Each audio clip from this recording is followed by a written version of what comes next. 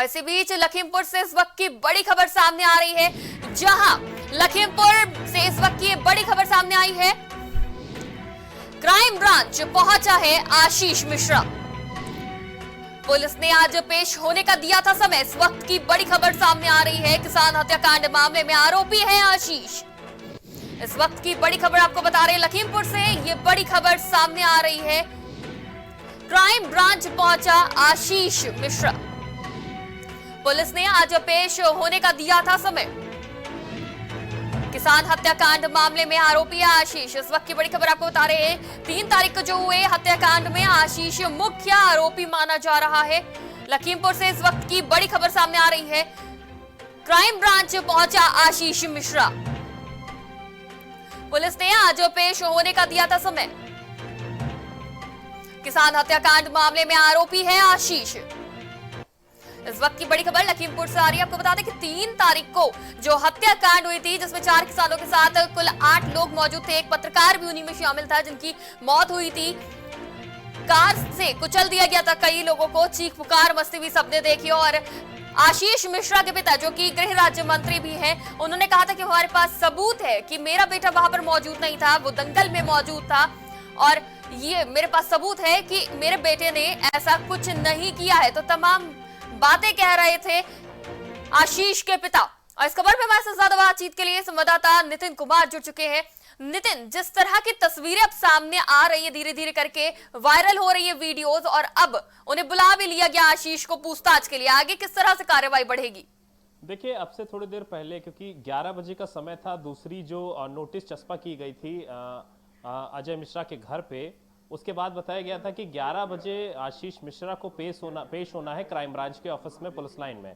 तो अब से 11 बजे से 20 मिनट पहले आशीष मिश्रा क्राइम ब्रांच के ऑफिस पहुंचा है। और साफ तौर पर ये बातें तो सिद्ध हो गई कि आशीष मिश्रा नेपाल भागा नहीं हुआ था, वो लखीमपुर में ही था। जैसा कि कल उनके पिता अजय मिश्रा भी कह रहे थे कि मेरा बेटा लखीमपुर में ही है, और लखीमपुर में था, इसी वजह से वो अभी थोड़ी देर पहले क्राइम ब्रांच के ऑफिस पहुंचा है। दूसरी अहम चीज ये है कि कल जब अजय मिश्रा उत्तर प्रदेश की राजधानी लखनऊ आए थे, अवध क्षेत्र की जो बैठक थी मुख्यमंत्री योगी आदित्यनाथ के यहाँ, उस दौरान उन्होंने मीडिया से बात करते हुए ये कहा था कि मेरा बेटा निर्दोष है और उसे इस पूरे मामले में फंसाया जा रहा है। तो 302 का आरोपी, 304 का आरोपी अब आशीष मिश्रा जो है वो क्राइम ब्रांच के यहाँ अपना जो बयान है वो दर्ज करवाने पहुंचा है। और अब देखना ये होगा कि बयान दर्ज करवाने के बाद क्या कार्रवाई उसके ऊपर करी जाती है, क्या चीजें सिद्ध होकर निकलती हैं।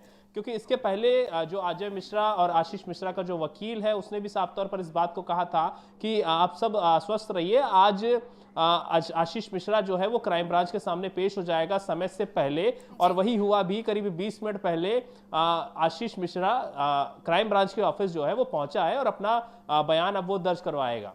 जी नितिन, जिस तरह से सुप्रीम कोर्ट ने स्वतः संज्ञान लिया और फटकार लगाई कि क्यों अभी तक गिरफ्तारी नहीं हुई है, क्या उसके बाद ही इस तरह से पेश हो रहे हैं आशीष?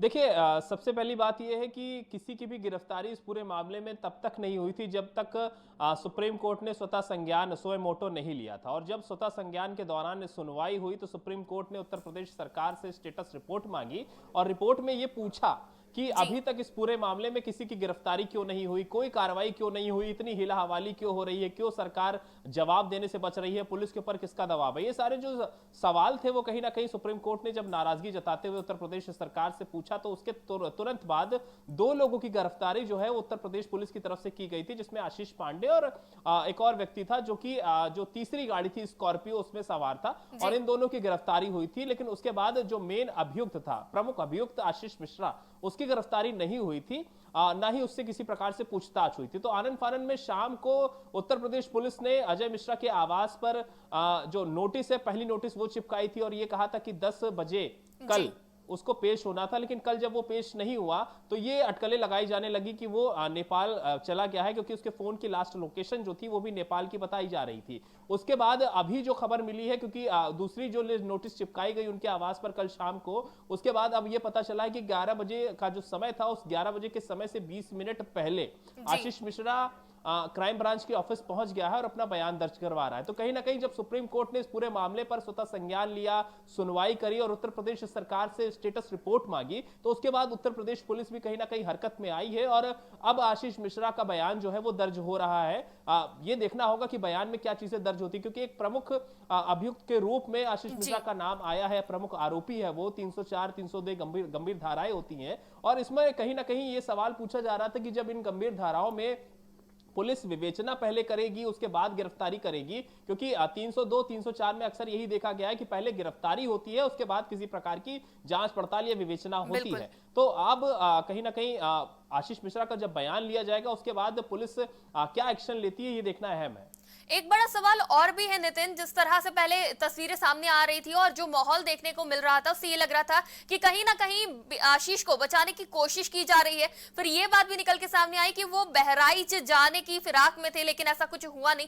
लेकिन जिस तरह से 20 मिनट पहले पहुंचे हैं और आने वाले समय में चुनाव भी है और यूपी के मंत्री भी हैं आशीष के पिता, तो ये देखा जा सकता है, ऐसा समझा जा सकता है कि कहीं ना कहीं ये पूरी रणनीति के तौर पर हो रहा है, सोच समझ कर हो रहा है, ताकि ना सरकार में ज्यादा असर पड़े और ना ही आशीष के ऊपर ज्यादा कुछ असर पड़े। क्या कहेंगे?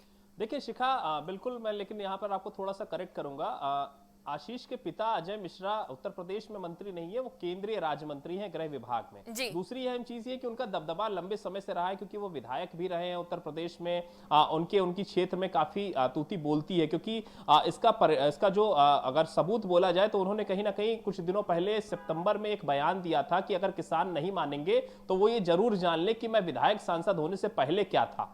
और बहराइच की अगर बात करी जा रही तो कहीं ना कहीं बहराइच से भी पुराना नाता और कानपुर से पुराना नाता रहा है अजय मिश्रा का, और बहराइच के रास्ते ही नेपाल भागने की तैयारी भी हो सकती थी आशीष मिश्रा की। ऐसे कयास जो थे वो लगाए जा रहे थे। उसके अलावा अगर हम देखें तो कहीं ना कहीं जांच में बाधा हो सकती है, क्योंकि सुप्रीम कोर्ट ने भी इस बात को कहा है कि अजय मिश्रा जिस पद पर बैठे हुए हैं, जिस पद पर आसीन है, क्योंकि गृह विभाग के गृह राज्य मंत्री हैं केंद्र में वो, अगर वो अपने पद पर रहते हुए इसकी जांच अगर सीबीआई से या उत्तर प्रदेश की पुलिस से होती है तो कहीं ना कहीं उस जांच में कई सारे विघ्न जो है वो डलवा सकते हैं। कई सारे जो कहीं ना कहीं सुप्रीम कोर्ट को भी इस बात को मानना पड़ा था कि कुछ ना कुछ समस्याएं जो है वो पैदा करी जा सकती हैं। और इसी को देखते हुए सुप्रीम कोर्ट ने कल इस बात को उत्तर प्रदेश सरकार के वकील से भी कहा कि जो इससे जुड़े हुए पुख्ता सबूत है उसे मिटाने की कोशिश नहीं की जानी चाहिए। अगर वो मिटाए जाते हैं तो इसका कहीं ना कहीं एक बड़ा नुकसान इस पूरे मामले में हो सकता है। तो ऐसे में गृह राज्य मंत्री के ऊपर पहले ही सवाल खड़े हुए थे। और इसके अलावा जो चुनाव की आपने बात की, क्योंकि विपक्षी दल इस पूरे मामले में सक्रिय बने हुए हैं और लगातार उन्होंने इस बात को कहा है कि गृह राज्य मंत्री अगर अपनी कुर्सी पर बैठे रहेंगे तो कहीं ना कहीं जो जांच है, जो विवेचना है, उसमें बाधा हो सकती है, क्योंकि कई गृह विभाग एक अहम विभाग होता है और जो जांच एजेंसियां आती हैं वो सभी गृह विभाग के अधीन ही आती हैं। तो ऐसे में कहीं ना कहीं ये सवाल खड़े हो रहे थे कि अगर अजय मिश्रा अपने पद से इस्तीफा नहीं देते हैं तो वो अपने बेटे को बचा ले जाएंगे। और ऐसा ही हुआ भी, क्योंकि कल वो अपना बयान दर्ज करवाने नहीं आया। आज जब काफी दबाव हुआ तब वो 20 मिनट पहले अपना बयान दर्ज करवाने पहुंचा है। तो अब ये देखना होगा कि बयान दर्ज करवाने के बाद क्या रणनीति प्रदेश सरकार की और उत्तर प्रदेश पुलिस की होती है, क्या चीजें बयान में निकल कर आती हैं। जी बिल्कुल, बहुत बहुत शुक्रिया हमारे साथ जुड़ने के लिए और तमाम बातचीत के लिए। इस खबर पे हमारे साथ संवाददाता नितिन कुमार जुड़े थे। तो किसान हत्याकांड मामले में आरोपी आशीष अब आखिरकार पूछताछ के लिए पहुंच चुका है। लखीमपुर से ये बड़ी खबर सामने आ रही है कि क्राइम ब्रांच पहुंच चुका है आशीष मिश्रा। क्राइम ब्रांच की टीम आशीष से पूरी तरीके से अच्छे से जांच करेगी और जो भी कुछ वहां पे घटनास्थल पर हुआ था उसके बारे में विस्तार से जानकारी हासिल करने की कोशिश करेगी।